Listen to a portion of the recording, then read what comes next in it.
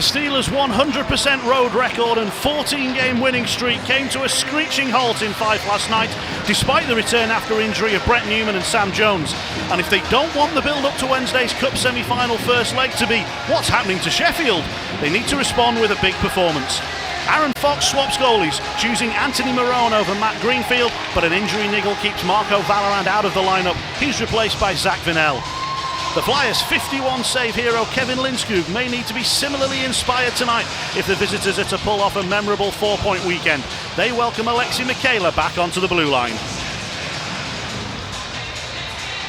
So we are now ready to go. Referee David Good drops the puck and we are underway. Saucerman whiffed on the first pass but made immediate amends. We know that the Steelers will be wanting to get off to a really fast start. Can Diffley provide it? No, he can't. What a stop. Spectacular from Lindskog as he saved and tumbled forward. Yeah, Lindskog, I'm sure that's not the first save he wanted to make right off the bat. A little bobble, like you said, from Saucerman. I don't know what it set up, but Simpson does a great job getting in the offensive zone, and then the Fife Flyers just collapse too deep on the back check, and Diffley has all the time in the world to walk down the middle of the ice, and 1-0 after 11 seconds wouldn't have been the start that the Fife Flyers wanted. Diffley again. Simpson, big net front presence, trying to wrap it around. It has got through. It took 19 seconds, and Ciampini is hot. He's giving it to Lindskog at net for some reason. Is that for all the ones that they stopped last night that he couldn't get by, and they get a squeaker through the pads somehow? But we were talking about how important faceoffs were, Jonathan, and you create offensive when you win it in the defensive zone, and vice versa. Sheffield do a great job here. It's Diffley, good hard wraparound, and then it's Ciampini. You can see right here, giving the gears to him, but Simpson does a great job tying up two Fife defenders, and Sheffield are off to the races early. And Fife respond immediately. Goodness me, 10 seconds. The Steelers turned it over behind their own goal, and just like that, we're all tied up. Yeah, Cormier just bobbles the puck behind the net. Flyers attack in a hurry. And there you can see this falls nicely. It's Max Humitz with the goal. 11th of the season for him. Marone just gets surprised by it. There's nothing he can do about it as it bounces out in front. You can see Marone right there is not even watching, and then it just bounces in, and we're back to center ice to try to get that possession back. And this time they do manage it.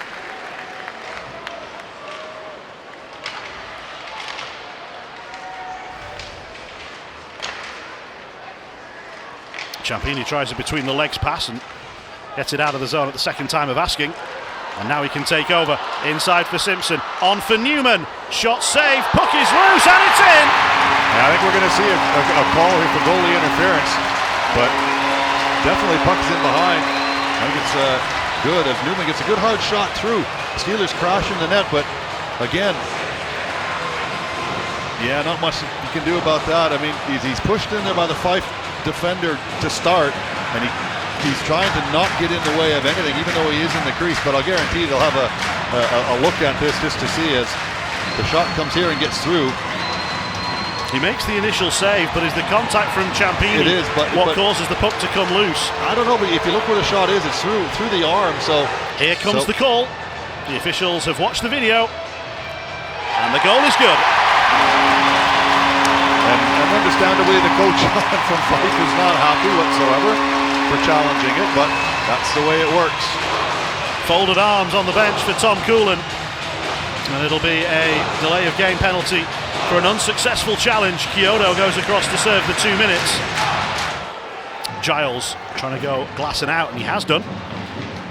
Osterberg will get onto this. He doesn't have any support at the moment. There's a little spinner-armer, but can't fully get away.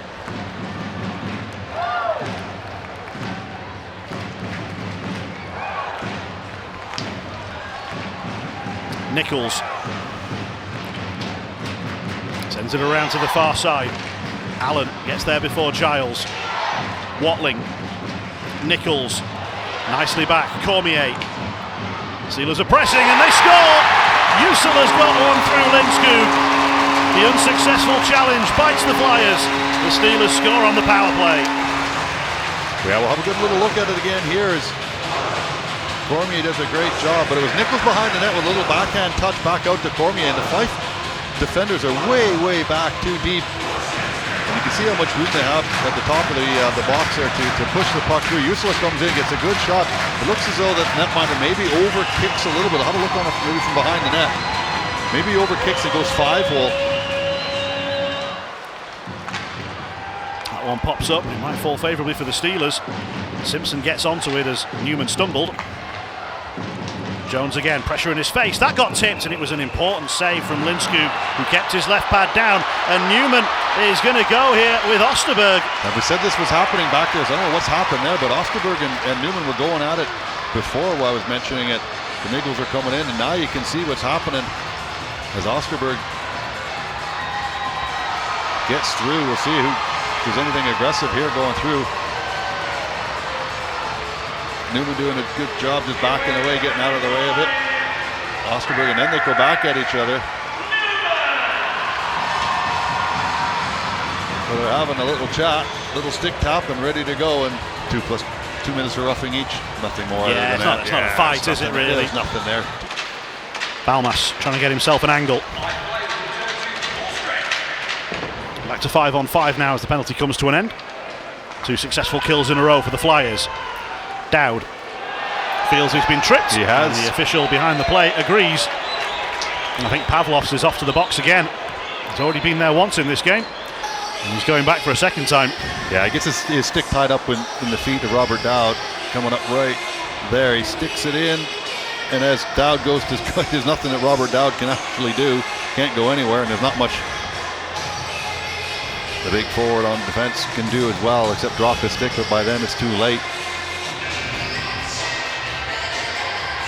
Not what Fife want to be doing is keeping up the power plays, and not only the opportunity obviously ran advantage, but it does tire you out a little bit defending all the time. It doesn't give your offensive point guys a chance to get on the ice and get on the end of pucks and get the ability to go the other way too much.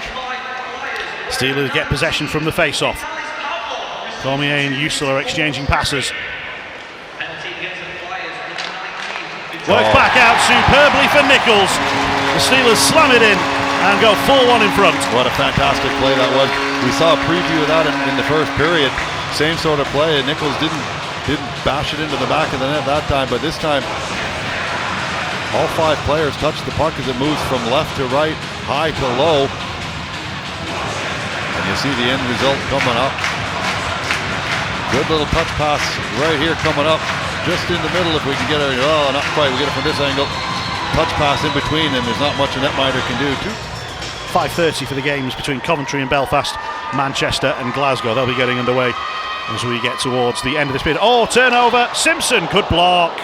And a big rebound. And look at that, all the way at the other end. And a penalty and shot. A penalty coming in. A penalty shot. Yes, it is. It'll go against Saucerman as he was desperate to get back and deny the break from Kyoto. You'll see it here. Saucerman gets his stick up and in. He knows exactly what he's doing. You can see Saucerman knows what he's doing. He gets his stick up in the hands. In fact, it's Lajeunesse, I beg your pardon, who was breaking through, and he will take the penalty shot. So it'll be Lajeunesse against Marone.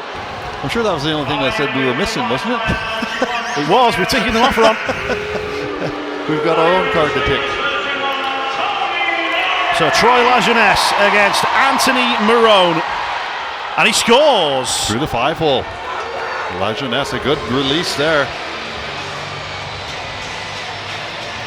Marone not happy with himself. He slams his water bottle down. Quick hands as you see him coming through here, and he shoots before the netminder's ready is what it is. No one's expecting him to shoot from that far out. He gets the puck into shooting position right here and then just lets the stick do all the work as he leans on it and goes 5-hole. A penalty shot goal for Troy Lajeunesse, his 17th of the season, timed at 22:32.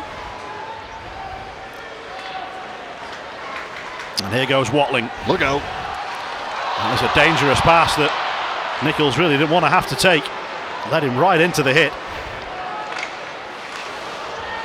You're a defenseman, Ron. You've seen those passes before. You know to step up and put the shoulder in on those. Oh, I used to have a partner that loved doing that. Flyers move in dangerously and score. Put in by Puteau. The goals keep coming. It's back to 4-3 now. And Fife just doing a good job, 3-on-2. You can see Kevin Tansey goes for the big hit and misses, and then it's a 3-4-on-1. And that's by Marone before he can even blink as Puteau hammers that into the top part of the back part of the net. Starts to play. You can see Kevin Tansey going for the hit and missing, and the puck ends up in the back of the net.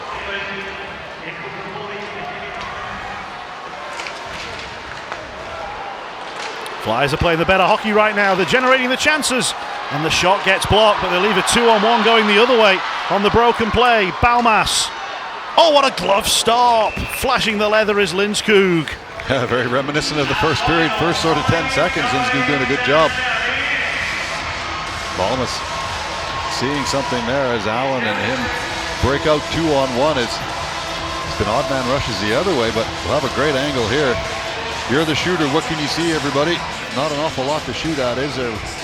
That's a fantastic angle if you're ever watching and ever think what it's like to be a guy going down the ice and see what you can see, and that's what you get. Oh, did that not go in? The light didn't come on, but it hit something and came back, and Lindskog covers up. That hits. I thought that hit the back bar. There's no great celebrations from the Steelers. I am, however, far away, though. It was a strange one. You took a deflection. The officials are having a chat. I think they need to have a little look at this. It was in and out that quick, and it's just funny the way the angle where it went in and came back out, because it wasn't a ping like you hear off a post, and it was in and out. So can you tell from there or not? It's in this one maybe. That's in. That's looks like it's in. That's in the net, yeah. That looks like it's ruffled the underside netting. Yeah, if you look, you can just see behind the crossbar. Can you see? Well, yeah. Look at a water bottle here as well. If it goes off a post, the water bottle won't move, will it? If it hits any netting, or maybe that's just the underside of the crossbar. Maybe it is. As you say, it's got to be conclusive. I think they've made up their mind now. And he confirmed no goal. Pavlov's accidentally checks over his own man. And then again, a couple of Flyers players tumble, and the backhand shot was saved. Lindskog, the only player on the Flyers team not taken out by a teammate, and now Dowd with a little shove to the face on Kevin Wares. Well, Wares come in after the fact to try to do something, but look at this, 2 Fife guys go down, but how does Robert Dowd find the puck out of all of that and bring it around to get a shot on net? You know, that's great work by him, but it looks like Robert Dowd's going to go in the penalty box for 2 for roughing after the fact. Usula loses out to Osterbergs. The pass across to Diffley. Backdoor play, it's wide open. Oh, it was not in. The net was empty, but the Steelers played it on to Lindskog, who was flat out on his back with half the goal open. I think it might have been called back for a goalie interference. Watch Watling come through the crease right here. There's your contact. If that goes in the net, I'd be pretty upset if that doesn't get called. But yeah, I don't know how Usula doesn't score that. I'm not sure. Hits him in the back of the net. It wasn't going to go in. It was going to go wide. Yeah. Thought about shooting, decided against it. Smart play. Nobody out in front of the net, so why waste one? Keep the possession like they have. Balmas. Back down the wall. Pass Dowd. Allen is going to be guilty of boarding on that play. That was a real late call by the official as well. We'll have to have a look at it here. It's Balmas heading to the box. So another Flyers power play coming up. They were 0 for 1 earlier in this period. Here comes power play number 2. It's not even. It's Allen, isn't it?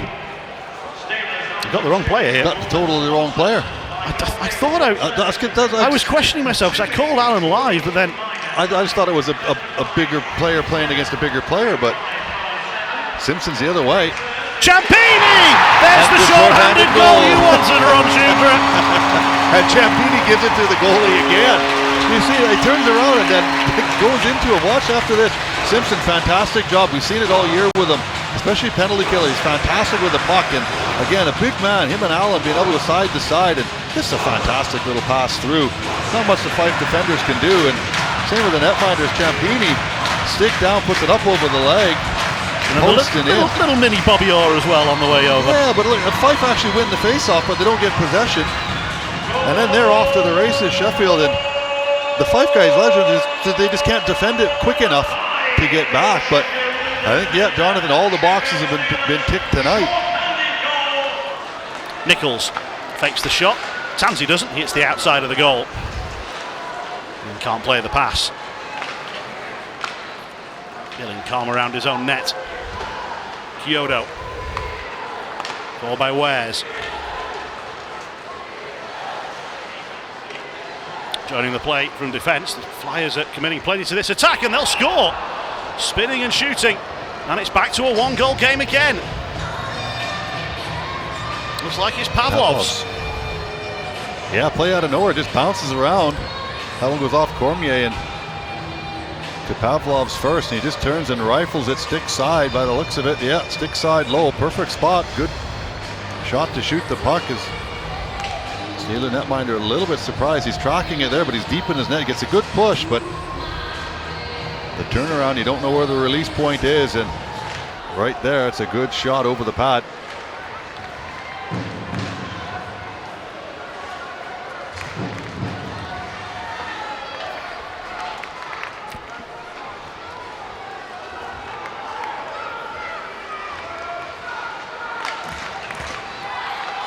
Fired into the zone by Giles, hoping that Shirley will get onto it. Steelers get a stick to it, but don't clear the zone. Wares, he's forced off the puck, and the Steelers are in here with Watling. Oh, what a finish! Devastating past Linscoop. And that's how quick it changes, Jonathan. Fife had the opportunity down low, is behind Sheffield's goal line. They clear it up to the corner post or the blue line. Watling somehow gets through to him, and he comes in. I'm thinking he's going stick side right about here. Pulls it back and goes over the glove post and in. That's a fantastic shot for a lefty coming down that side. It's Usula on the board there that forces it past the Fife defender. Patrick Watling does the rest with his breakaway speed. So Glasgow caused issues for the Steelers in this sort of situation recently. The late goal to cut it to one and generated a chance. But I don't think that's going to happen here because Simpson plays the pass and Usula can spin. The net is empty, but he can't find it. It's deflected away off Eriksson's skate. Flyers come forward. They've lost control of the puck. The net is empty. Is there time for one more long-range shot? Last couple of seconds. Oh, the outside of the post. There is no seventh goal. But the Steelers are winners. They bounce back after defeat yesterday on the road in Kirkcaldy with a 6-4 win on home ice. Daniel Ciampini hadn't done a Steelers Eddie until last week. He's now going to get to do another one. Ciampini is off on his Eddie, but he has a goalie stick. He's not going to do a Landeskog impersonation, is he? Anthony Marone has a player's stick. We are going to get a shootout. Anthony Marone was beaten on a penalty shot in the second period by Troy Lajeunesse. Let's see what he's learned. Who's your money on? Marone or Ciampini? 5 holes the way to go. And he's going to ride that stick all the way back to centre ice. A lovely Eddie. And a good night for the Sheffield Steelers. Back to winning ways, up to 51 points in the Elite League standings. Coach, after defeat yesterday, it was important that the team bounced back. Not just a win, but an entertaining one for the fans as well. Yeah, a little too exciting for my my liking tonight.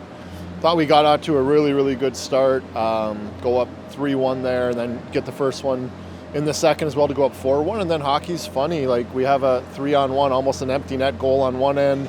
It hits a skate, bounces out to a guy on a breakaway. They get a penalty shot and build some momentum, give a team life. And we've talked about it plenty. Anytime you give team life, you give them a chance. And they played hard both nights this weekend. I'll give them some credit for that. They're good on the rush. You got to really be ready to track and not get beat up the ice. But we scored 6 goals tonight, got the job done, big bounce back. We talked about not losing 2 in a row. That's kind of been a mantra from ours once we've lost games this year and found a way to get it done. Short bench, no Valley tonight, lost Nooms in the first, which didn't look good at all. We played 3 lines again the last 40 minutes, maybe looked a little fatigued. So we'll have to get ourselves ready and primed for a big game on Wednesday. Special teams came up big again, 2 more power play goals and a short-handed one. It's been a real strength of the Steelers throughout the season. Yeah, both have been really, really good. Good to see the power play get 2 there tonight. Penalty kill has just been outstanding the last 15, 16 games. I thought that was kind of the key turning point for us as we take a penalty there.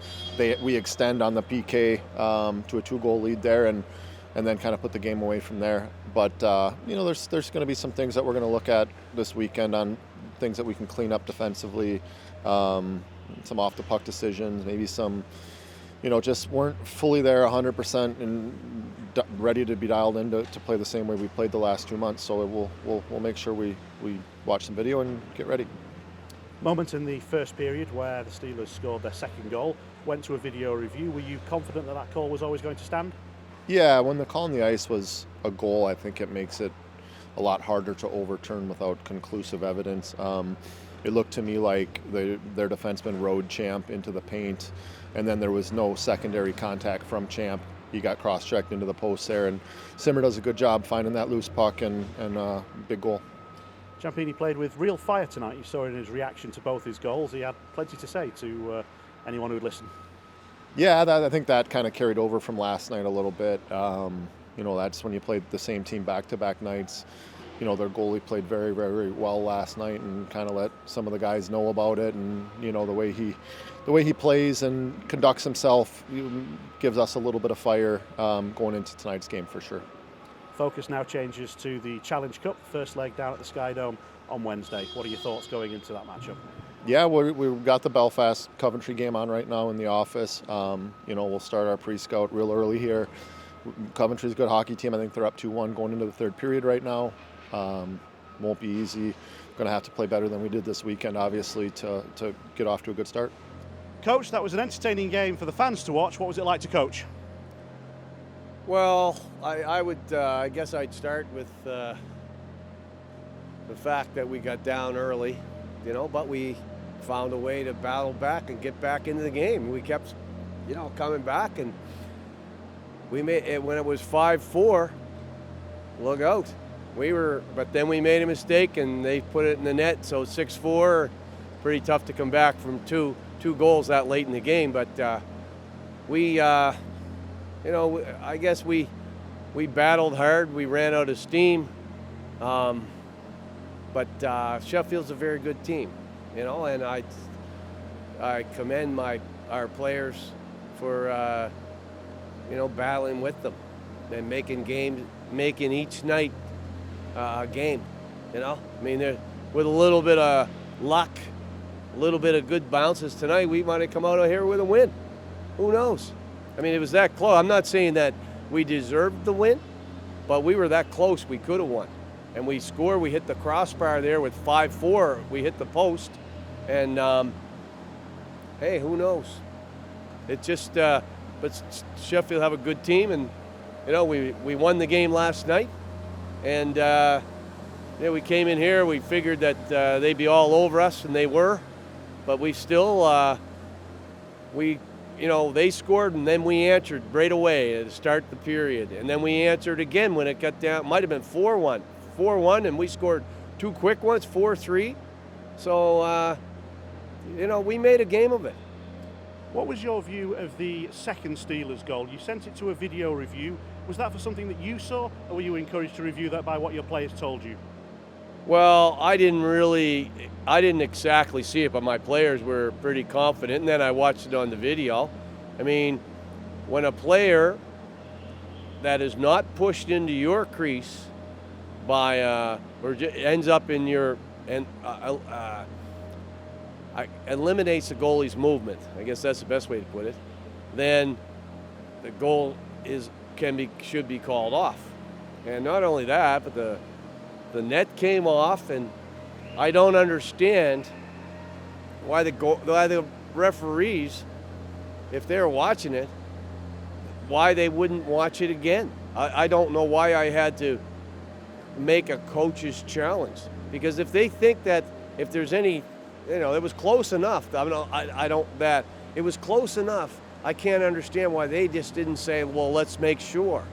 But they were convinced it wasn't a goal, and often when that happens, they're not going to change their mind anyway. But you can see that my goalie's movement was restricted.